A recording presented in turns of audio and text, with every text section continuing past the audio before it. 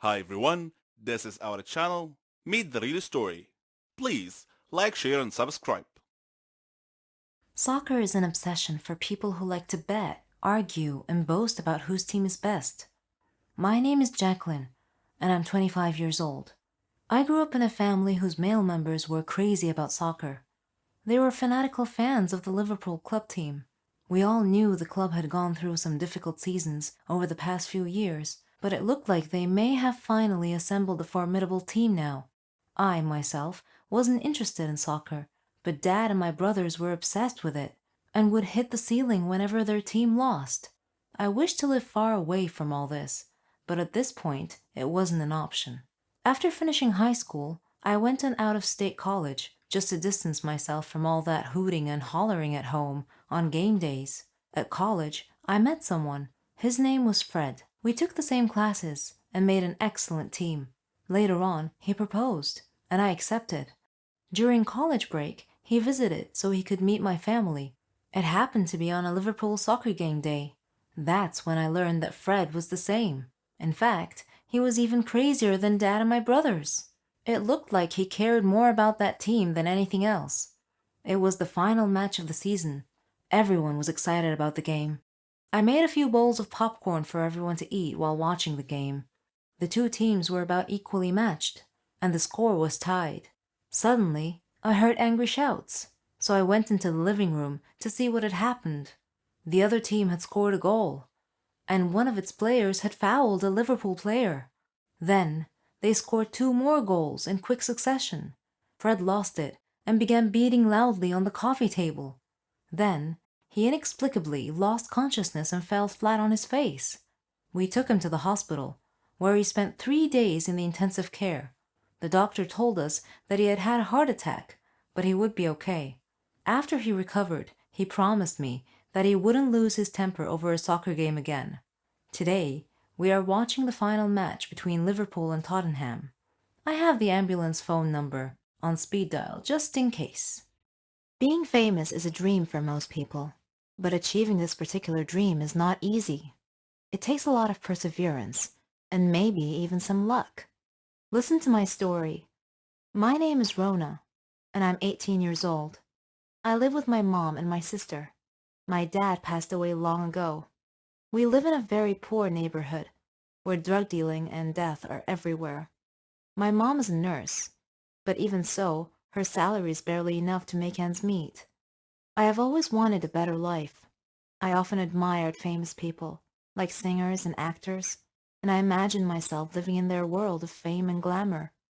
What I would give to be a famous person like them. I had a dream. I wanted to be a clothes designer or a fashion model. I would draw different styles of clothes and stand in front of the mirror, posing like a model. I just knew that my clothes would fit perfectly. But here's the thing. I wasn't thin enough to be a model. This was the obstacle between me and my dream, so I decided to go on a diet while searching for a job. One day, I read the news about some famous clothes designer and learned that a fashion show was going to be held near my area soon. Within a week, they would be holding an audition to select some local models, so I saw an opportunity to enter the competition, get selected as a model, and make my dream come true. I did everything I could to lose weight. When the audition day came, I tried to get in the fashion show, but the security guards wouldn't let me pass because I looked too ordinary. So I went home, dressed up like a princess, and then returned, looking more important. I was allowed in. I saw many fit girls with nice slim figures. They were so beautiful and seemed so enthusiastic about the audition and their chances of being selected. I felt like I was watching a fashion magazine photo shoot. I signed up for the audition. One by one, the girls performed in front of the judges. Some came out sad, and some came out ecstatic. After seeing this fierce competition, with many beautiful girls being turned down, I lost hope and turned around to leave. That was when I bumped into a woman. Her name was Linda. I excused myself and said, "I'm sorry, I wasn't paying attention." Linda replied, "It's okay. Are you one of the competitors?" "Yes, I wanted to, but seeing all these beautiful girls, I don't think I have a chance. Goodbye." "No, You shouldn't give up so easily, she said. Her kind manner persuaded me to turn around and try out for the audition anyway. As I walked onto the stage, I noticed that Linda was one of the judges. She winked at me as our eyes met. I did my best. Once my audition was over, I looked at Linda, and she smiled and gestured with her head that I had done well. However, one judge told me that my performance was good, but my figure was not. I needed to lose more weight. Linda told me that I was put on a list of potential models with the stipulation that I could re-audition if I lost more weight, so I buckled down and really hit the diet hard. I began starving myself. Mom felt miserable watching what I was putting myself through. I managed to lose about 40 kilos. Unfortunately, I had become so thin so quickly that my health began to suffer. I started feeling depressed and even got dizzy at times. When the next audition day came, I entered the audition room and once again met Linda.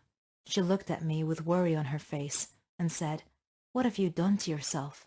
"You told me to do my best, so I did," I said. I walked onto the stage. The judge who had told me to lose more weight saw me and was shocked. He asked me, "How were you able to lose so much weight so fast?" When I began my performance, my weakness caused some dizzy spells, which caused my modeling motions to be unsteady and awkward. Linda was clearly worried.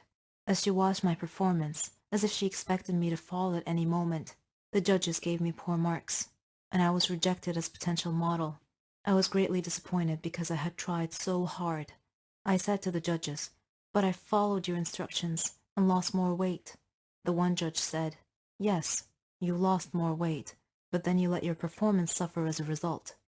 Then I passed out and woke up later in a hospital bed.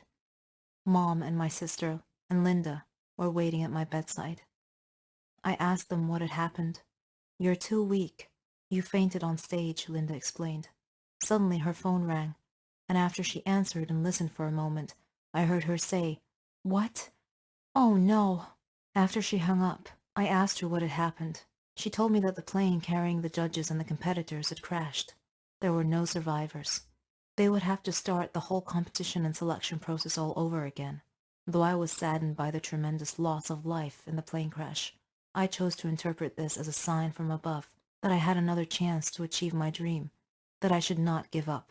With Linda's guidance and advice during my rehabilitation program, I was able to achieve an optimum weight with good health. Fate and my perseverance had given me a second chance, and I would not waste it. I am now ready and determined to try again. Have you ever dreamed of having some shocking surprise completely change your life? Whether this surprise is good or bad, your life will never be the same again. I have a story to tell you about this very thing. My name is Tiffany, and I'm 21 years old. I live with my parents and an occasional mystery guest, whose role in our lives I have yet to ascertain. I would see him from time to time. I assumed that he was some down-on-his-luck guy whom Dad helped once. Dad was wealthy and often donated money to help the poor. This mystery man would try to talk to me whenever he would spend a few days with us. I didn't understand why Dad allowed him to stay at our home sometimes. It was bizarre, and it did creep me out a little. There was one time when he opened the door to my room while I was sleeping. He sat on the bed next to me for a while and then left. I was half awake at the time, but I didn't move.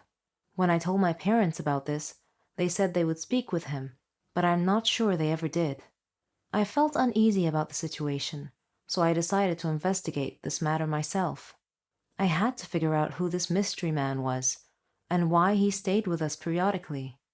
One day, Mom wasn't feeling well, and Dad drove her to the doctor's office to be checked out, leaving me home alone. I sneaked into the office to have a look around, see if I could find something about this strange man. While I was searching, I heard a voice behind me. I thought it was my parents, but it was the mystery man. He was smiling at me. It made me feel awkward. He said hi. I stepped back and said, "If you take one step closer, I'll scream." He said, "Calm down. You're suffering from an illness, and I need you to fight it for me and for your parents." "What are you talking about? I feel fine," I said. He said, "You don't recognize me. I'm your husband." Shocked, I grabbed the phone to call the police, but he stopped me. Don't do that. I won't hurt you. But I won't leave either. I started screaming loudly. Just at that time, my parents returned and entered the study. I shouted for them to help me. Dad came over and hugged me. Then I felt a needle prick the back of my neck, and I lost consciousness. I woke up in a hospital bed, with my parents and my so-called husband beside me. I asked them what was going on. They told me that I must have been dreaming, that I had just woken up from a week-long coma, induced by a rare type of brain disease that damaged my long-term memory. My husband hugged me and told me that he loved me. If only I knew who he was. My son killed me. Yes, you read that correctly. I am not a ghost or an evil spirit that needs rescuing. I have a brave heart. My name is Megan, and I hope to inspire you with my story. I lived with my father and my sister Marlene after the death of my mother, who died from an illness. Though I was only 18 years old, I became responsible for taking care of my whole family. I did everything for them, like cooking, cleaning, washing, etc. My father was a great man, and he did his best to make us happy. I supported both my sister and my father. We faced a lot of problems together, illnesses, financial problems, school, and the like. But there came a day when I had to make a life and death decision at my young, tender age. I fell in love, as any girl my age tends to do.